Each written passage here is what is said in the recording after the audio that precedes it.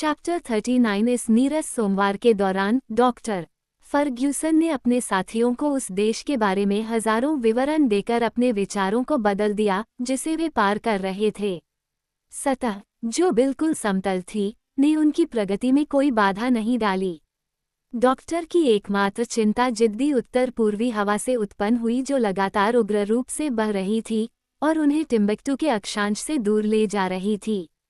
Niger, उस शहर तक उत्तर की ओर बहने के बाद, किसी फव्वारे से निकलने वाली विशाल जलधारा की तरह चारों ओर घूमता है और एक विस्तृत पुल के रूप में अटलांटिक में गिरता है।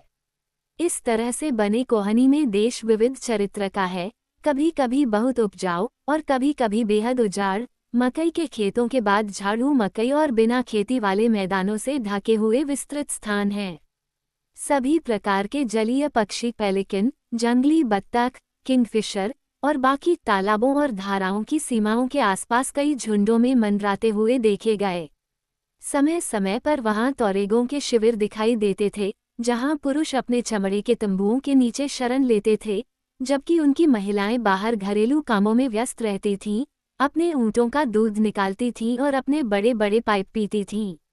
शाम 8 बजे तक विक्टोरिया पश्चिम की ओर 200 मील से अधिक आगे बढ़ चुकी थी और हमारे विमान यात्री एक शानदार दृश्य के दर्शक बन गए। बादलों के बीच से होकर चांद की किरणों का एक समूह और गिरती हुई बारिश की लंबी लाइनों के बीच से फिसलते हुए होम्बोरी पर्वत की चोटियों पर एक सुनहरी वर्षा की तरह उतरा। इन प्रतीत होने वाले बेसाल्टिक शिखरों की उपस्थिति से अधिक अजीब कुछ भी नहीं हो सकता है। वे उदास आकाश के खिलाफ शानदार प्रोफाइल में खड़े थे और देखने वाले ने उन्हें मध्य युग के किसी विशाल शहर के पौराणिक खंडहरों की तरह कल्पना की होगी, जैसे कि ध्रुवीय समुद्रों के हिमखंड कभी कभी अंधेरे की रातों में उनकी नकल करते हैं।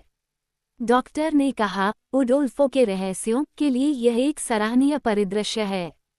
इन रेडिक्लिफ उन पहाड़ों को इससे अधिक भयावह रूप में चित्रित नहीं कर सकती थीं।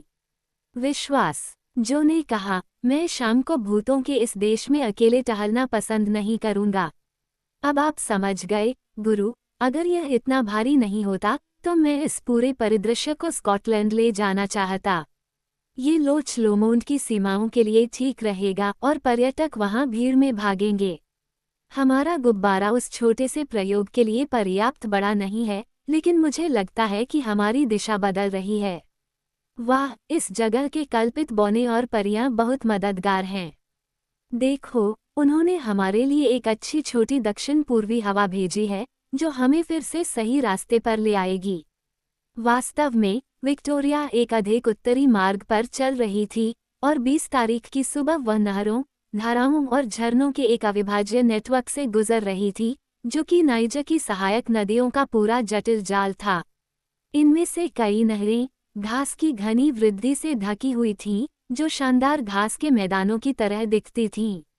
वहां डॉक्टर ने खोजकर्ता बार्थ द्वारा अपनाए गए मार्ग को पहचाना जब वह टिम्बक्टू में उतरने के लिए नदी पर उतरा था।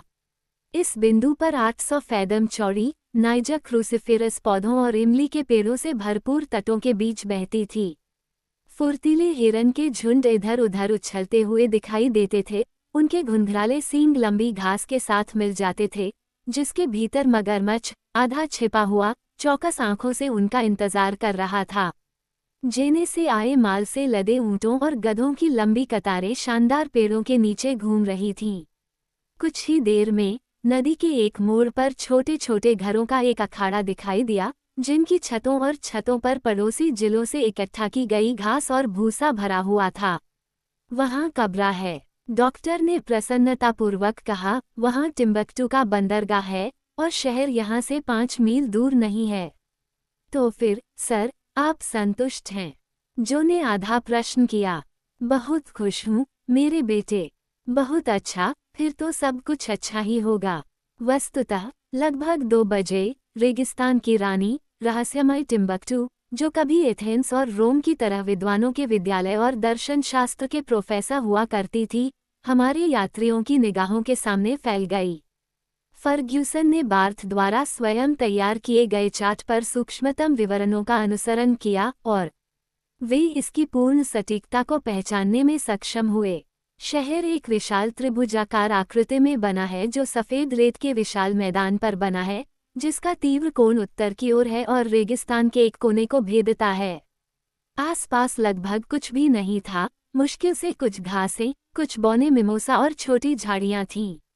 टिम्बक्टू की शक्ल सूरत के लिए पाठक को बिलियर्ड बॉल और थिम्बल्स के संग्रह की कल्पना करनी है, ऐसा ही एक पक्षी की नज़र से देखने पर दिखता है। गलियां, जो काफी संकरी हैं, सिर्फ एक मंजिल की ऊंचाई वाले मकानों से सजी हैं, जो धूप में सुखा गई ईंटों से बने हैं, और पुआल और नरकिट की झोपड़ियां हैं, जिनमें से पहले वाली चौकोर है और दूसरी शंक्वाकार। छतों पर कुछ पुरुष निवासी दिखाई दे रहे थे, जो चमकीले रंगों के बहते हुए परिधान और हाथ में भाला या बंदूक लिए हुए लापरवाही से पूरी लंबाई में लेटे हुए थे, लेकिन दिन के उस समय कोई महिला दिखाई नहीं दे रही थी। फिर भी उन्हें सुंदर कहा जाता है, डॉक्टर ने टिप्पणी की। आप 3 मस्जिदों के 3 टावरों को देखते हैं जो बड़ी संख्या में खड़ी बची हुई हैं। शहर वास्तव में अपने प्राचीन वैभव से गिर गया है। त्रिभुज के शीर्ष पर सांकोर की मस्जिद है, जिसमें पर्याप्त रूप से शुद्ध डिजाइन के आर्किड पर टिकी हुई दीर्घाओं की श्रृंखला है। आगे और साने गुंगू क्वार्टर के पास सिदी याहिया की मस्जिद और कुछ 2 मंजिला घर हैं। लेकिन महलों या स्मारकों की तलाश न करें, शेख केवल यातायात का बेटा है और उसका शाही महल एक गिनती घर है। कैनेडी ने कहा, मुझे ऐसा लगता है कि मैं आधी अधूरी क्षतिग्रस्त प्राचीर देख सकता हूँ। उन्हें 1826 में फोइलांस द्वारा नष्ट कर दिया गया था। तब शहर 1/3 बड़ा था, क्योंकि टिम्बक्टू, जो सभी जनजातियों द्वारा आमतौर पर वांछित वस्तु थी, 11वीं शताब्दी से टोरेग्स, सोनरांस, मोरक्को के लोगों और फोइलांस के उत्तराधिकार में रही है, और सभ्यता का यह महान केंद्र, जहां 16वीं शताब्दी में अहमद बाबा जैसे ऋषि के पास 1600 पांडुलिपियों का एक पुस्तकालय था, अब मध्य अफ्रीका के व्यापार के लिए एकमात्र आधा घर मात्र रह गया है। शहर, वास्तव में, सर्वोच्च उपेक्षा के लिए छोड़ दिया गया लग रहा था। इसने उस उदासीनता को प्रकट किया जो उन शहरों के लिए महामारी लगती है जो खत्म हो रहे हैं। कूड़े के विशाल ढेर उपनगरों को घेर लेते थे, और जिस पहाड़ी पर बाजार था, वह जमीन की एकमात्र असमानता थी। जब विक्टोरिया नदी गुजरी, तो वहां कुछ हल्की हलचल हुई, ढोल बजाए गए, लेकिन वहां मौजूद आखिरी विद्वान व्यक्ति को इस नई घटना पर ध्यान देने का समय ही नहीं मिला, क्योंकि हमारे यात्री रेगिस्तान की हवा से आगे बढ़ते हुए नदी के घुमावदार रास्ते पर चल पड़े, और कुछ ही समय में टिम्बक्टू उनकी यात्रा की क्षणभंगुर यादों में से एक के अलावा और कुछ नहीं रह गया। और अब, डॉक्टर ने कहा, स्वर्ग हमें जहां चाहे वहां ले जाए। कैनेडी ने कहा, बशर्ते कि हम पश्चिम की ओर जाएं। वाह, जो ने कहा, मुझे डर नहीं लगेगा यदि मुझे उसी सड़क से वापस ज़ांज़ीबार जाना पड़े, या समुद्र पार करके अमेरिका जाना पड़े। हमें पहले ऐसा करने में सक्षम होना होगा। जो और क्या चाहिए, डॉक्टर? गैस, मेरे बेटे। गुब्बारे की ऊपर की ओर जाने वाली शक्ति स्पष्ट रूप से कमजोर होती जा रही है, और हमें इसे समुद्र तक ले जाने के लिए अपने पूरे प्रबंधन की आवश्यकता होगी। मुझे कुछ गिट्टी भी डालनी होगी।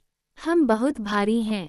कुछ न करने से यही होता है, डॉक्टर। जब कोई आदमी पूरे दिन अपने झूले में लेटा रहता है, तो वह मोटा और भारी हो जाता है। ये हमारी आलसी यात्रा है, मास्टर, और जब हम वापस आएंगे तो हर कोई हमें मोटा और तगड़ा पाएगा। बिल्कुल जो की तरह, कैनेडी ने कहा, बस उसके लिए विचार, लेकिन थोड़ा रुको। क्या तुम बता सकते हो कि हमें अभी और क्या करना होगा?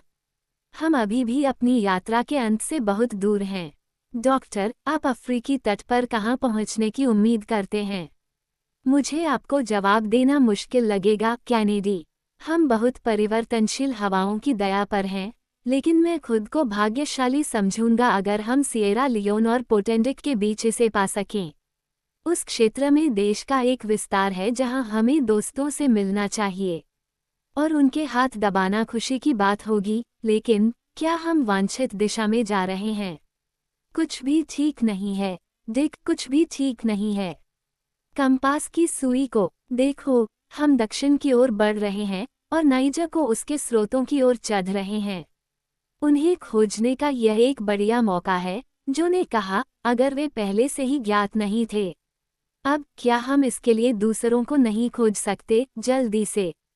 बिल्कुल नहीं, जो, लेकिन घबराए नहीं, मैं शायद ही इतनी दूर तक जाने की उम्मीद करूं। रात होने पर डॉक्टर ने रेत के आखिरी बैग बाहर फेंक दिए। विक्टोरिया ऊपर उठ गई और ब्लो पाइप, हालांकि पूरे जोर से काम कर रही थी, मुश्किल से उसे ऊपर रख पा रही थी। उस समय वह टिम्बक्टू के दक्षिण में 60 मील दूर थी, और सुबह विमान चालक नाइजर के तट पर जागे, जो डेबो झील से ज्यादा दूर नहीं था।